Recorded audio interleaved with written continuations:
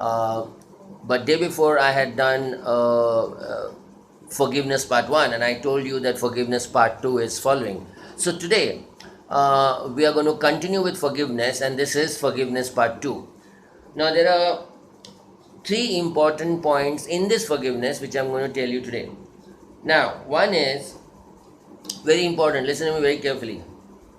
When you don't forgive people, and you carry that hate, anger, resentment in your heart, there are chances that you will develop health issues, health problems like depression, migraine, peptic ulcer, even skin problem, or even stroke, etc. Of course, these sicknesses which I spoke about, it can happen due to other medical issues also, but it can also happen due to unforgiveness. So imagine, it is so serious, this whole thing about forgiveness. If I want to live a happy life inwardly, and I also want a good physical health, I better start forgiving everyone who has hurted me in the past. And going forward, if anyone hurts you, forgive him there and then. Move on in life. Forgive him and pray for him that wherever he is or wherever she is, let them be happy and move on in life. Okay? Now, the second point is this is also very important. It's not easy to forgive, especially when the hurt is too much or the pain is too much, or someone has caused you a lot of pain emotionally, physically, or whatever. It's not easy. But you still have to forgive. And so the second point is, when you forgive someone, you yourself will go through little pain. Why? Because it's difficult. It's difficult. It's difficult. When you forgive someone, whoever has hurted you, when you forgive that person, you will also go through a little pain, because inwardly you don't want to forgive. You just hate that person and you are carrying that anger and blah blah blah. But when you understand this whole thing about forgiveness, and today you are understanding and you're maturing, and you have decided today that yes, I need to forgive that person. So when you forgive that person, you yourself will go through a little pain. Now, listen to this. God will not restore back that pain or loss, but God will give you the grace to go through this process. In the Bible, there is a verse which says, God is saying, my grace is sufficient for you. My grace is sufficient for you. So remember, when you forgive someone, which you have to, you should, for your own betterment, for your own inner healing, for your own, for your own welfare. When you forgive someone, you will go through little pain yourself.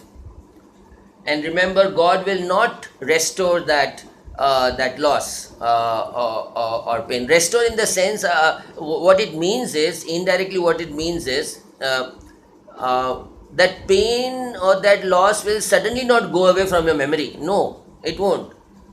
That's what it means. Please understand, when this point says, when you forgive someone, you will go through little pain, right? And then it says, God will not restore. Okay, let me rephrase it, because this word restore may cause a little confusion for you. So let me rephrase it. What it is saying is, when you forget this word restore, okay? Let me explain a different way. When you forgive someone, you will yourself go through a little pain, right? Now, that hurt, what was caused to you, whether it was a loss, whether it was a painful experience or whatever, God will not eradicate that completely. No. But He will give you grace to go through this process. There is people say, I actually feel like laughing, but what to do? I mean, people don't have knowledge, so they say all these things. You must have heard this word, this phrase, right? That forgive and forget. That is not true.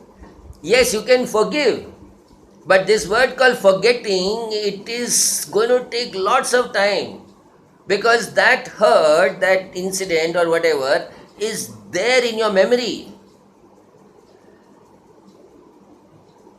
And that's what it means out here also, that when you forgive someone, you yourself will go through a little pain, and God will not straight away eradicate that part of the memory, or straight away eradicate that part of that hurt from your mind, from your system, from your memory. No, but He will give you grace to go through it. And then in due course of time, now it depends from person to person, in due course of time, one day will come when you are completely healed from inside, that you may forget also that incident. And that needs a lot of time. Are you getting it? So remember this. Okay, let me give you an example. See, this word grace is very important, and probably I'll talk about it later, not in this video. As you know, and I don't want to just repeat the same thing again and again, you know that I'm going through a lot of financial crisis, okay? Now, I am praying and expecting a miracle, okay? But this stage what I am going through, God is giving me the grace to go through it with a smiling attitude, not complaining attitude, with a smiling attitude. He's giving me grace to go through it. And with that grace, I have to keep on doing my normal work, helping mom in the kitchen, or other works, or recording this video and encouraging you. So God is giving me grace to go through it. And then, because of my faith in God, the miracle will come, the money will come. When, I don't know. But I trust Him, and His grace is sufficient for me to go through this difficult situation. So this is what it means, okay? Okay, the third and the last point is, when you forgive someone, and let's say if he or she does not change in his or her behavior, then it's better you maintain some distance with him or her. Are you getting the point? Let's say someone hurted you, and today you learned the lesson or the teaching of forgiveness, and now you forgave him. From your side, you did your part, you forgave him. But you are seeing that he or she is the same. He or she is not changing, she is not changing. Then, he or she is not changing for the better. Then it's better you maintain some distance with him or her. Don't get close. Remember, in one of my earlier videos, we discussed about the serenity prayer, that you can't change people, but you can only change yourself. So, in this context, after you've forgiven someone, you did your part. But if he or she does not change his or her behavior and continues with that stupid behavior and all that, with you and others, then it's better. Maturity says, wisdom says, it's better you maintain a distance. Or if you want to break that friendship or break that whatever, break it. Because remember, you, me, we will always be influenced in life. Question is whether it's a good influence or a bad influence. That's a choice you have to make. So if his or her behavior is having a negative influence on you, or is having a negative effect on you, or a toxic effect on you, then it's better you break that friendship. Of course, this is only to do with friends, but when it comes to relationships or husband, wives and all that, there you can't break it, there you have to be a little careful. So it depends on the situation, it depends on the relationship. Okay, let me go a little deeper, because since I've spoken about couples, husband, wife, so we need to be careful. And this is where God has given us the wisdom where to apply what principle. So if I talk about this, that when you forgive someone, and if you see that he or she is not changing, then maintain some distance with him or her. Don't get too close. If necessary, break that friendship also. But that is only to do with friendship or other kinds of relationship also, but not your immediate family members. Are you understanding? You can't break the relationship with parents or brother and sister, husband, wife. You can't break.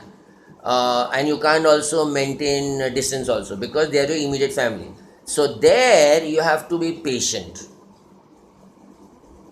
and apply that principle of serenity prayer, which I spoke to you earlier.